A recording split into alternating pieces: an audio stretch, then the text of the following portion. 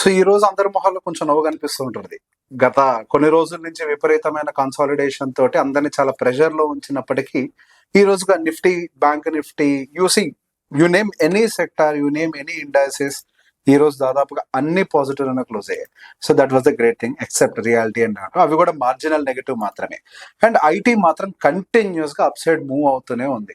మనకి దాని యొక్క రీసెంట్ బాటమ్ నుంచి 20% అప్ సైడ్ మూవ్ అయింది.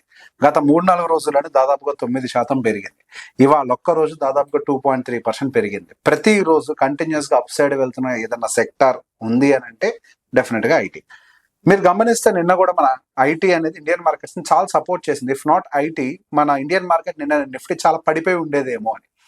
కానీ ఐటీ మన ఇండియన్ మార్కెట్ ని ఇవాళ కూడా సపోర్ట్ చేస్తూ దాంతో పాటుగా అదర్ సెక్టార్స్ కూడా ర్యాలీలో జాయిన్ అయ్యాయి.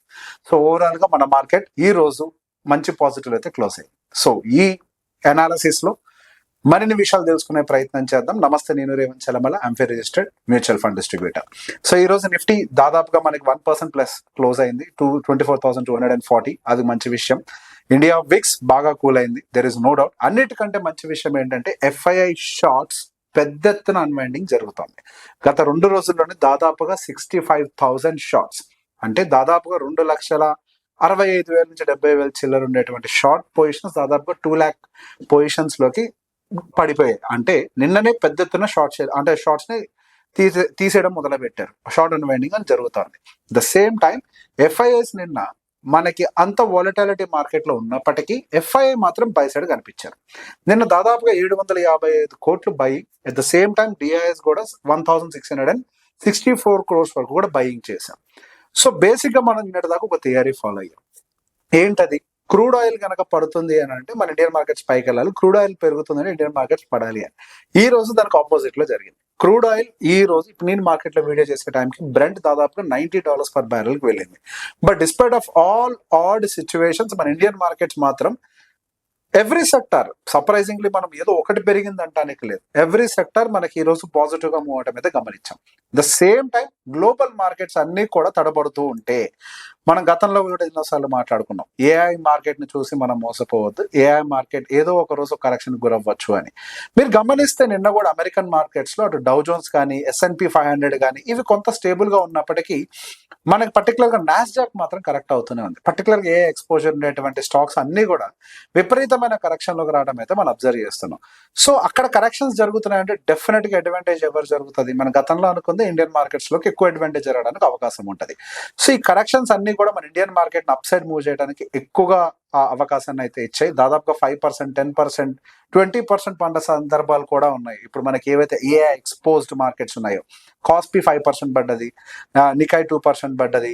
సో ఈ చిప్ రిలేటెడ్ కంపెనీస్ కానీ స్టాక్స్ కానీ ఏఐ రిలేటెడ్ ఏవైతే ఉన్నాయి ఇవన్నీ కూడా విపరీతమైన వాల్యుయేషన్ స్ట్రెస్ అయితే బాగా తీసుకుంటున్నాయి. ఈ వాల్యుయేషన్ స్ట్రెస్ అక్కడ ఎంతైతే క్రియేట్ అవుతూ ఉంటుందో అది ఇండియన్ ఐటీ సెక్టర్ కి డెఫినెట్ గా ఎక్కువ అడ్వాంటేజ్ ఇవ్వడానికి ఛాన్స్ ఉంటుంది. ఈ రోజు మన ఇండియన్ మార్కెట్స్ ర్యాలీ అవ్వడానికి మొన్నటి వరకు వేరే సెక్టర్స్ ర్యాలీ అవుతున్నప్పటికీ అసలు ఇంజన్ మనకు ఒక రకంగా గ్రోత్ ఇంజన్ గా పిలుచుకునేటువంటి ఐటీ సెక్టర్ అది ఈ రోజు మనకి ఇండియన్ మార్కెట్ ని బాగా సపోర్ట్ చేసింది. అండ్ ఐటీ సెక్టర్ ఇంకా రికవర్ అవ్వడానికి చాలా స్పేస్ ఉంది. ఐటీ సెక్టర్ ఏమి రికవరీ అయిపోయింది, 20% రికవరీ అయిపోయింది, ఇక్కడ నుంచి పెరగదు అనడానికి ఏం లేదు. ఐటీ సెక్టర్ ఇంకా చాలా అండర్ వాల్యూడ్ అన్న మాటని వాడలేదు. కానీ ఇప్పటికీ కూడా ఐటీ సెక్టర్ అయితే ఇంకా చాలా దాని ప్రీవియస్ హైస్ తో కంపేర్ చేస్తే చాలా కిందనే ఉంది. సో గతంతో కంపేర్ చేసినా కానీ still it is 36% down, 32% down. ఇంకా ఏది మనకి 20% రికవర్ అయిన తర్వాత కూడా గతంలో మనకు దాదాపుగా 42% పడ్డది. మనకి రికవరీ కొంత వచ్చినప్పటికీ కూడా స్టిల్ ఇంకొక 32% వరకు కూడా మనకి రికవరీకి ఇంకా పాసిబిలిటీ ఉంది డౌన్ సైడ్ నుంచి చూసినప్పుడు. అంటే టాప్ టు బాటమ్ ఇంకా 32% పడున్నట్టే ఉంది. సో ఈ మూమెంటం కనుక కంటిన్యూ అయిందంటే ఐటీ పెద్దగా ముందుగా లీడ్ చేసే ప్రయత్నం చేసిందంటే డెఫినెట్ గా అడ్వాంటేజ్ తీసుకోవచ్చు. సో ఐటీ లీడ్ అవ్వడానికి గల కారణం not just AI related uncertainty global గా, at the same time actual గా ఫెడ్ రిలేటెడ్ అవుట్పుట్ నేను బై మిస్టేక్ నిన్ననే అని చెప్పాను. I'm extremely sorry for that. ఈ రోజు ఫెడ్ రిలేటెడ్ అవుట్పుట్ రాబోతుంది. సో ఫెడ్ ఇంట్రెస్ట్ రేట్ ని పాస్ చేయొచ్చు అనే ఒక ఎక్స్పెక్టేషన్ అది కూడా మనకి ఐటీ కంపెనీస్ కి అడ్వాంటేజ్. ఇంట్రెస్ట్ రేట్ పాస్ జరగడం వల్ల ఐటీ స్పెండింగ్ అనేది కంపెనీ సైడ్ నుంచి పెరుగుతుంది. సో అది మన ఇండియన్ ఐటీ సెక్టార్ కి కొద్దిగా అడ్వాంటేజ్ ఇవ్వచ్చు. ఇది కూడా కొంతవరకు మనకి మంచి ఏం చెప్పొచ్చు అంటే ఒక బోనస్ పాయింట్ లాగా చెప్పొచ్చు ఐటీ సెక్టార్ కి. ఈవెన్ ఇన్ టర్మ్స్ ఆఫ్ మనం వాల్యుయేషన్ చూసినా కానీ ఐటీలో మనకి లాస్ట్ 5 ఇయర్ మీడియన్ పిఈ దాదాపు 27.36 ఉన్నట్లయితే కరెంట్ పిఈ 18.6 18.7 సమ్వేర్ అరౌండ్ ఉంది. అంటే దాని 5 ఇయర్ యావరేజ్ పిఈతో కంపేర్ చేస్తే 31% డిస్కౌంట్ లో పిఈ పాయింట్ ఆఫ్ వ్యూలో ట్రేడ్ అవుతుంది. అట్ ద సేమ్ టైం మనకి ఎర్నింగ్స్ పర్ షేర్ అయితే ఇంక్రీజ్ అవ్వట్లేదు. మనం ఓన్లీ పిఈని చూస్తే మనకు అది వాల్యూ ట్రాప్ కూడా అవ్వచ్చు. ఎర్నింగ్స్ పర్ షేర్ కూడా పెరగాలి. అది రికవరీ అయితే పెద్ద ఎత్తున కనిపించట్లేదు. బట్ ఒక కాంట్రా ఇన్వెస్టర్ లాగా చూసినప్పుడు అది ఒక మంచి వాల్యుయేషన్ లాగా కనిపిస్తుంది ఐటీ. సో మేబీ ఎఫ్ఐఎస్ కూడా ఐటీ సైడ్ బయింగ్ ఏమైనా మొదలు పెట్టారు, we don't know. Maybe next month data ఏదైనా వస్తే మనకు దాని మీద కొంత క్లారిటీ వస్తుంది. So at the same time నేను ఒక విషయం అనుకున్నాను, మనం మార్కెట్ లో మాట్లాడుకునేటప్పుడు నిఫ్టీ 24,000 దగ్గర ఉంది, దీనికంటే కూడా మనం పిఈ పాయింట్ ఆఫ్ వ్యూలో మాట్లాడితే బాగుంటుందేమో అని. ఎందుకు ఈ రోజు నిఫ్టీ 24 దగ్గర ఉంటుంది, వచ్చే సంవత్సరం 34 దగ్గర ఉంటుందేమో మనకు తెలియదు.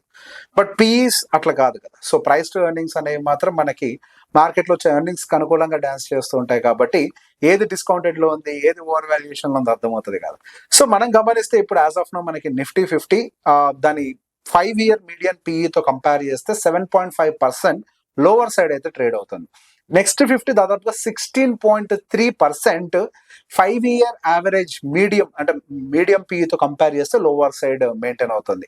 నిఫ్టీ 100 అంటే మనకి నిఫ్టీ 50 ప్లస్ నెక్స్ట్ 50 రెండు కంబైన్ చేస్తే 9% లోవర్ సైడ్ ఉంది. Mid cap almost fair valuations లో అయితే ట్రేడ్ అవుతున్నట్టు కనిపిస్తుంది. స్మాల్ క్యాప్ మాత్రం 22% ఎక్స్పెన్సివ్ వాల్యుయేషన్స్ లో ట్రేడ్ అవుతున్నట్టు కనిపిస్తుంది. Micro cap -3.7% and Nifty 500 -4.1%.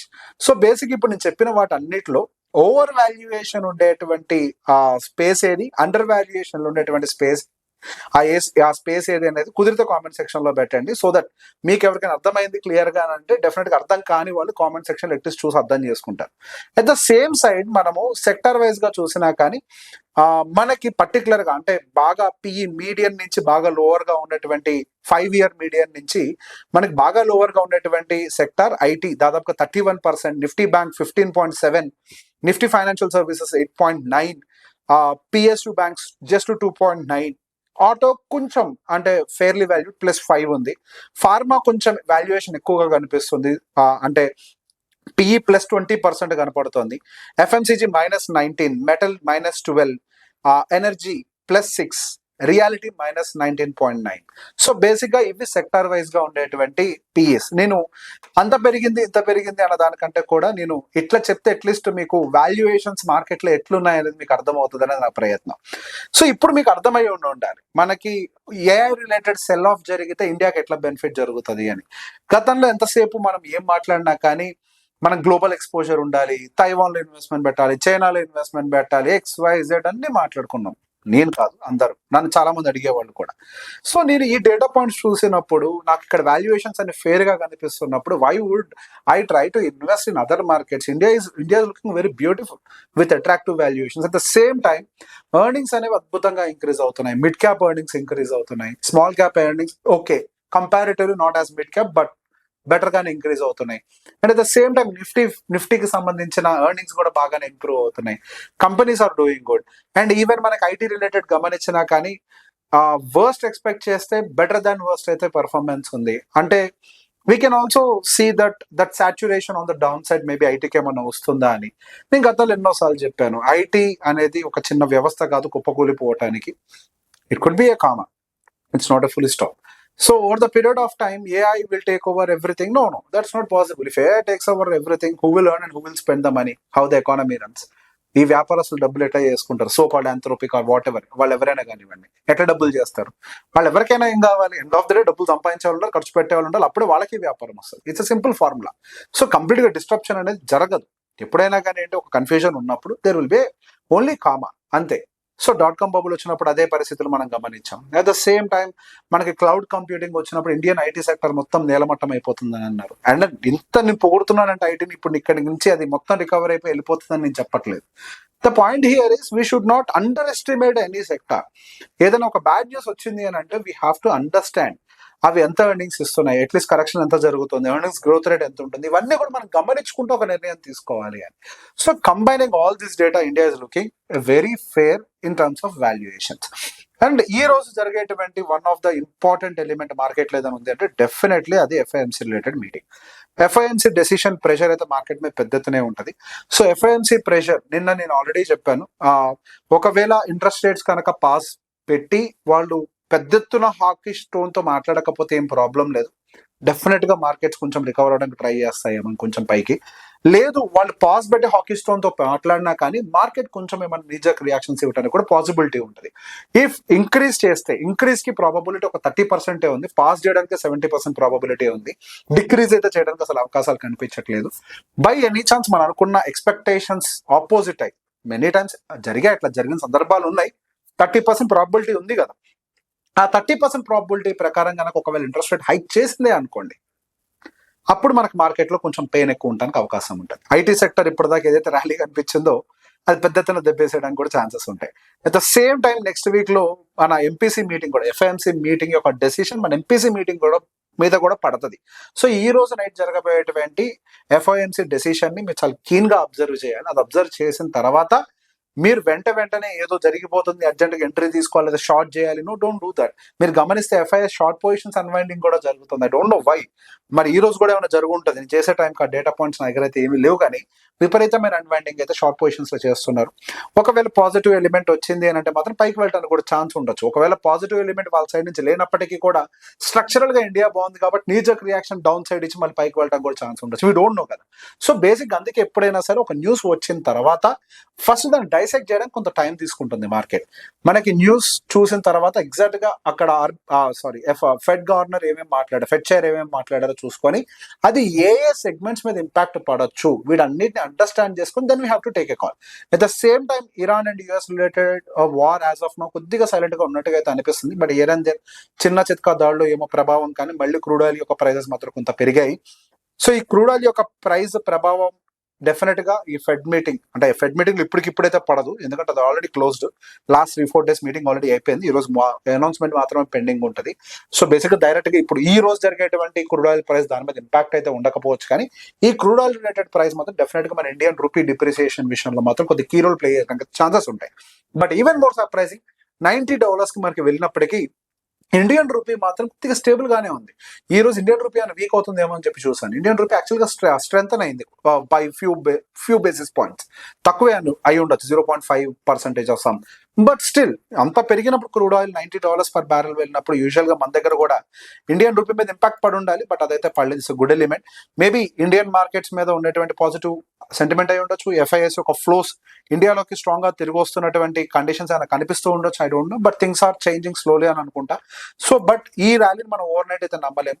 It has to survive. గత 3 నెలలు 4 నెలల నుంచి ఒకటే జోన్ 24,000 దగ్గరనే కొట్టుకుంటుంది మార్కెట్.